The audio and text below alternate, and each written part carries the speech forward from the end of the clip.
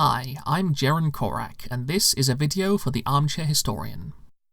I'll forgive you if my name isn't one you've heard before. I've been working for the Armchair Historian for a few months now. Normally, Griffin has the good sense to keep me locked away in his scriptwriting dungeon, but for some reason, he decided to let me out for the launch of his new website. Once the thrill of my newfound freedom wore off, I found myself confronted with the task of creating a 3-episode series on more or less any historical topic of my choosing. Now, as we all know, with great power comes great potential for self-indulgence. As might be expected, I'm something of a history nerd. Caesar, Wellington, Thatcher, Saladin, Holy Goose, and all that. Given the chance to run my own show for as long as it takes for someone in charge to realise their mistake, I figured I'd explore a question that has interested me for quite some time. What makes a great man great? A somewhat vexing trend I've noted recently involves holding up certain individuals as historical icons of current cultural movements. Usually this involves viewing their deeds through a modern lens, often missing the broader historical context of their actions. There is also the lingering influence of the great man theory, a 19th century concept which proposes that history is largely shaped by men who are born with natural talents and ambition far in excess of the norm. While it is certainly one of the simpler methods of analysing history, the great man theory ignores the larger picture. It may be true that prominent historical figures owe much of their success to inborn talents, but I've yet to meet any toddlers who dream of becoming the next Prime Minister. In his book The Study of Sociology, noted English philosopher and Nobel Prize nominee Herbert Spencer wrote the following critique of this theory. You must admit that the genesis of a great man depends on the long series of complex influences which has produced the race in which he appears, and the social state into which that race has slowly grown. Before he can remake his society must make him. I am inclined to agree with Spencer's outlook. But what does that actually have to do with the video? Well, in view of the points I've made above, this series of video essays will examine the early lives of 3 historically noteworthy individuals to try and determine the various predominantly external factors that led to their eventual prominence. I don't plan to go into excessive detail. I'm not a professional historian, and I certainly don't claim to be an authority on any of the subjects in question. What I do have is passion and the desire to see others broaden their horizons when it comes to the topic of history. The first historical figure that we'll be looking at is William the Conqueror, the first Norman king of England. William has been long aggrandized in English literature for his military prowess, powerful stature, and commanding presence. He is probably one of the most instantly recognizable men of the medieval period, even for non-English speakers. The year that he defeated Harold the Saxon and claimed the English throne, 1066, is often used to mark the beginning of the High Middle Ages. William was born in the year 1028, probably at the castle of Falaise in central Normandy. His father was Robert, Duke of Normandy. History has been rather cruel to poor old Robert, often pushing him out of the spotlight entirely to focus instead on the accomplishments of his little sprog, William. But Robert was a pretty cool dude in his own right, being known as Robert the Magnificent, and even attempting his own invasion of England in 1034. Ironically, this was on behalf of Edward the Confessor, who was then just a mere claimant to the English throne, living in exile in Normandy. Robert also played a major part in continental politics, being the main reason future King Henry I of France survived long enough to be more than a historical footnote after his mother, Queen Constance, decided that she'd much prefer her younger son crowned instead. Said younger son was also called Robert, just to convince you that medieval Europe really needed to hurry up and invent second names. A lot of the problems William had in his early life can also be laid at Robert's feet. Robert never married, and also managed to get himself and the rest of Normandy excommunicated from the church within months of William's birth. Although he was quickly reconciled, even a temporary excommunication was a big deal in medieval society, and likely provided William's enemies with a great deal of ammunition to use against him in later life. Ironically, Robert's troubles with the church may have all but ensured William's status as heir. Likely motivated by a desire to atone for the sins of his early reign, Robert embarked on a pilgrimage to Jerusalem in 1035. He would die of a severe illness on the return journey, aged just 35 years old, leaving William the only possible blood inheritor of his title. As anyone with even a passing familiarity with English history will know, William was a bastard son. His mother, Arlette, was the daughter of a tanner, and had about as much noble blood in her veins as the cattle her father made into leather. The stigma of bastardry would haunt William's early years, but can also be said to have been a source of strength for him. Unlike the pampered son of true nobility, William had to fight for his title almost from the instant he was old enough to hold a sword. Although Robert had the foresight to insist that his nobility swear an oath of fealty to William before he departed for the Holy Land, it was his uncle, also called Robert, just to confuse matters even further, the Archbishop of Rouen, who was chiefly responsible for keeping Normandy stable after his death. Unsurprisingly, many Norman nobles were disinclined towards supporting a 7-year-old bastard, with some wishing to replace him and others merely seeking to make him a puppet of their own personal ambitions. Things took a marked turn for the worse when Robert of Rouen died of illness in 1037. Almost immediately afterwards, many members of William's household began dying under mysterious circumstances. At one point, William was in such danger that he was forced to abandon the trappings of nobility entirely and hide amongst the peasantry.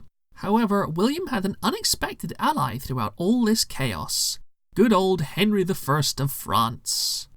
Henry was evidently the sort of guy who remembered his debts, and took a great personal interest in William, recognizing him as the legitimate heir to the Duchy of Normandy, despite the political issues that were involved. Had Henry known even half of the consequences of this decision, it's likely he would have dug William's grave with his own bare hands. By 1046, William was old enough to start exerting his authority as Duke without the constant supervision of his councillors. Naturally, many saw this as their last chance to seize power before William rendered them politically irrelevant. During this last major rebellion, William would be blooded at the Battle of Vallès-Dunes against rival claimant Guy of Burgundy. History accounts William with at least one kill during this battle, and his victory over Guy of Burgundy marked the end of his status as a political underdog. So what can we learn from this initial overview? Well, it'd be fair to say that, in this case at least, adversity very much bred competence. William very much rose to power in a climate of backstabbing, intrigue, and manipulation. As the bastard son of a dead man, he had about as much inherent political power as a particularly ignorant mollusk. The many assassination attempts he survived during his youth illustrate just how many enemies he had, and the lengths that they would go to in order to ensure that he never took power. But where lesser men might have crumbled, William thrived. Although medieval chroniclers tend to be somewhat fanciful in their descriptions of noteworthy individuals, consensus is that William had a naturally strong constitution and was a competent soldier. He certainly was not adverse to putting himself in the dangerous situations, and his soldiers thinking him slain in the thick of battle seems to have been something of a historical theme. As might be expected, a childhood full of violence and cruelty dovetails neatly into an adulthood full of violence and cruelty. William was certainly no stranger to a bit of arson, murder, and jaywalking on the side. He was ruthless with his enemies and had no qualms about pillaging and burning settlements that defied him. But this ruthlessness was, again, not a trait born in a vacuum. Norman culture was inherently martial. The Normans themselves were the descendants of Norsemen who followed the legendary Viking raider Rollo, also known as Hrolf the Walker, or Gangar Hrolf if you want to look really pretentious at history parties. Rollo was so successful at beating up the Franks, which was admittedly not all that hard to do, since they were basically proto-Frenchmen, that the King of Francia, King Charles the Simple, yes, they really called him that, decided to just give him a thief on the northern coast in exchange for not being beaten up any longer. So many Norse settled this thief that it quickly became known as the Land of Northerners, or, simply, Normandy. Given the fact that the average Viking needed to kill at least 6 peasants before getting out of bed in the morning, it should come as no surprise to anyone that Normandy rapidly became a major exporter of heavily armed mercenaries, adventurers, and fortune-seekers to the rest of the continent. Normans also took to mounted warfare with a rather disturbing display of eagerness. Norman knights frequently taught their horses to tear the faces off of dismounted enemies, as just one example. It would be these rather terrifying Norman knights who eventually rode down Harold the Saxon's housecarls at the Battle of Hastings, securing the English crown for William. In this kind of environment, leaders had to be tough to command respect. Doubtless, many of William's potential allies were evaluating his martial career closely during his formative years. Robert the Magnificent's military accomplishments would have given William something to aspire to, as well as a warrior pedigree right from birth. To To put it bluntly, Normandy was never going to be won by politics alone, and its cultural isolation from the rest of Europe meant that any duke had to rely chiefly upon their own resources rather than the dynastic influence of a great European house in order to retain power. This fact would prove itself true again in 1052, when William found himself at war with the Count of Anjou, Geoffrey Martel, and his former ally, King Henry of France. Henry had finally woken up to the fact that having an extremely competent, ambitious duke in charge of his most militant part of his nation might actually be a bad idea in the long run, and had made an alliance with William's immediate adversaries in an attempt to put an end to his expansion plans. Unfortunately for Henry, William no longer needed anyone to hold his hand. Now in his mid-20s, he was in the prime of his military career and was ready to face all challengers with northern steel. He had also made a key strategic alliance with the House of Flanders by marrying Matilda of Flanders. Flanders was another territory nominally under the authority of the French crown, but under the feudal system, any sufficiently powerful coalition of lesser nobles could more or less run their lands independently of the king's edicts. Henry invaded Normandy in 1054, having allied with the remaining members of the Norman nobility who still opposed William's rule. William was already on campaign against said nobles at the time, and quickly moved to counter Henry's invasion. The two almost clashed at the Battle of Mortemer, but Henry fled the field with his army after William successfully outmaneuvered and destroyed the rebel army Henry had been planning to link up with. After this spectacular display of indecisiveness, Henry decided to double down and launch a second invasion of Normandy in 1057. He was again aided by Geoffrey Martel, and the two brought a substantial force to bear against the towns of Bayeux and Caen, which were both located right in the heart of Norman lands. William was initially somewhat reluctant to engage Henry in battle for reasons that are somewhat complicated to explain to the modern viewer, so I'm just going to blame it on quantum and leave you to do your own research here. What matters is that when William did decide to put an end to Henry and Geoffrey's pillage and looting ambitions, he did so decisively. At the Battle of Vaudreuil, William managed to ambush the opposing army while it was busy crossing a river. Trapped in totally unfavourable terrain and more or less split into two uncoordinated halves, Henry's forces were utterly routed, and the king was forced to retreat in disgrace. To add insult to injury, William followed up this victory with a counter-invasion of the county of Dreux. By the time Henry died 2 years later, the man whose power he had sought to curb had risen to such heights that Normandy would never again be subject to invasion while he lived. With the internal and external threats to his rule finally at an end, William was able to rest for a time.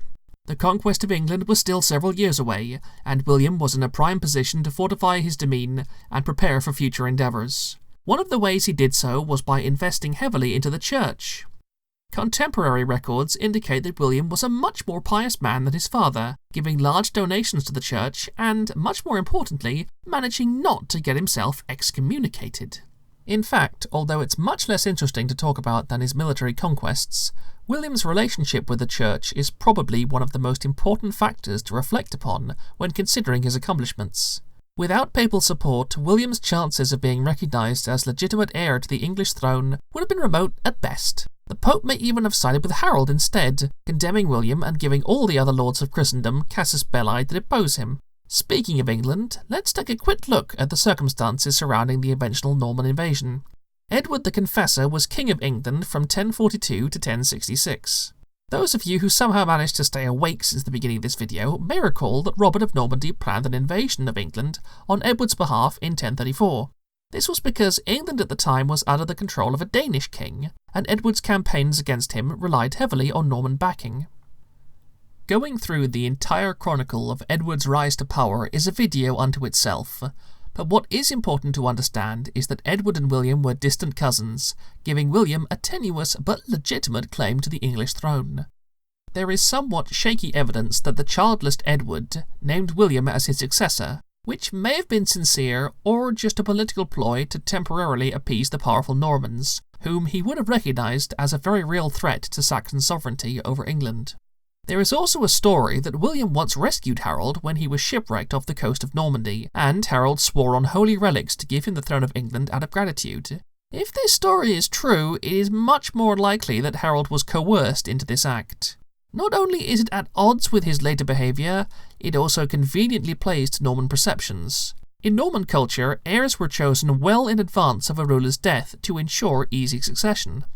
Saxon culture did not have a similar precedent, and it is questionable whether the monarchy even had the power to designate successors at all. But if William's claim to the English throne was tenuous, Harold's claim was even worse.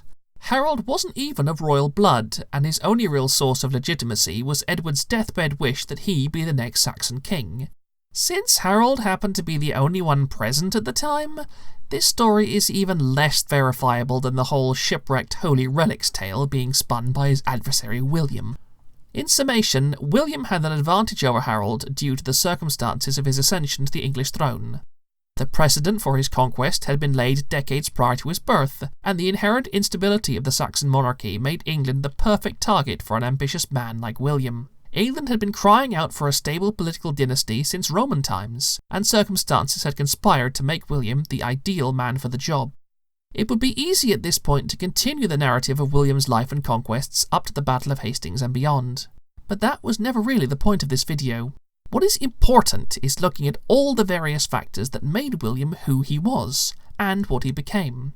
It has been said that men like Napoleon or Alexander would have been great no matter what circumstances they were born into, but dismissing the role of circumstance entirely misses the bigger picture. I would put it to you that history is not simply the record left to us by individuals, but a complicated web of events that are simultaneously disparate, yet fundamentally interconnected. To put this in less pretentious terms, think of a line of dominoes. Each domino is its own entity, representing an individual, idea, or event. By itself, a domino is just a piece of interestingly shaped wood, but when arranged with other dominoes, it can be used to create a chain reaction whose impact greatly exceeds the force needed to initiate it. By viewing history in a similar fashion, we can gain an insight that transcends mere knowledge of the individual. We become aware of repetitive political themes, cycles of growth and recession, economic paradigms, etc. Hopefully this video has given you a taste of this perspective, and you'll join me next month when I explore the making of our second great man.